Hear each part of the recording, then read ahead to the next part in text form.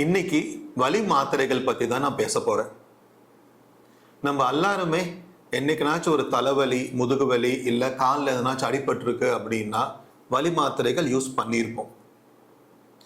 வலி மாத்திரைகளை தேவையான அளவுக்கு மட்டும் யூஸ் பண்ணுறோம், கரெக்டான டைம் டோஸுக்கு யூஸ் பண்ணுறோன்ற வரைக்கும் அது நம்மளுக்கு நல்லது தான் பண்ணுது. ஆனால் அதே வலி மாத்திரையை டோஸ் அதிகமாக எடுத்துக்கிறோம், இல்லை ஒரு 5 நாள் 1 வாரன்றதுக்கு பதிலாக வாரக்கணக்காக மாதக்கணக்காக தொடர்ந்து எடுக்கிறோம் அப்படின்னும் போது தான் நல்லா இருக்கிறவங்களுக்குமே அது கிட்னி பாதிப்பை உண்டாக்கும்.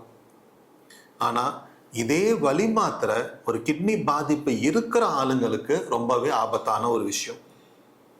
குறிப்பிட்டு இந்த NSAIDs அப்படின்னு சொல்கிற வலி மாத்திரைகள் இதில் நிறையா இருக்குது.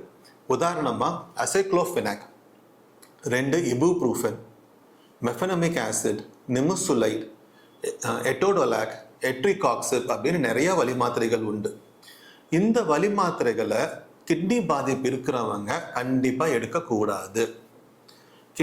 இந்த மாத்திரைகள் எடுக்கும்போது கிட்னிக்கு போகிற ரத்த ஓட்டத்தை பாதிக்கிறதுனால கிட்னி பாதிப்பு இருக்கிற அவங்களுக்கு பெயின் கில்லர்ஸ் எடுக்கும்போது கிட்னியோட பாதிப்பு வேகமாக அதிகம் ஆகிறதுக்கும் கிட்னி ஃபெயிலியர் ஆகிறதுக்கு கூட ஆபத்து உண்டு. அப்போ கிட்னி பாதிப்பு இருக்கிறவங்க என்ன சாப்பிட்லாம் அப்படின்னு கேட்டிங்கன்னா, பேராசிட்டமால் தாராளமாக எடுத்துக்கலாம். பேராசிட்டமால் பொதுவாக குரோசின், டோலோ அப்படின்ற பேரில் எல்லா இடத்துலையுமே இருக்குது. ஒரு தலைவலி, உடம்புவலி அந்த மாதிரி இருக்குது அப்படின்னா பேராசிட்டமால் 3 வேளை கூட எடுத்துக்கலாம். இது கிட்னியை பாதிக்காது, பிபியை பாதிக்காது. பேராசிட்டமாலுக்கு கேட்கலன்னா அப்போ ட்ரெமடால் அப்படின்ற மருந்து எடுக்கலாம். ட்ரெமடால் டாக்டர் ப்ரிஸ்கிரிப்ஷன் இல்லாமல் வெளியில் எங்கேயும் கிடைக்காது. பொதுவாக ட்ரெமடால் ப்ளஸ் பேராசிட்டமால் அப்படின்னு ஒரு காம்பினேஷன் அல்ட்ராசெட்டுன்ற பேரில் எல்லா இடத்துலையுமே கிடைக்கும்.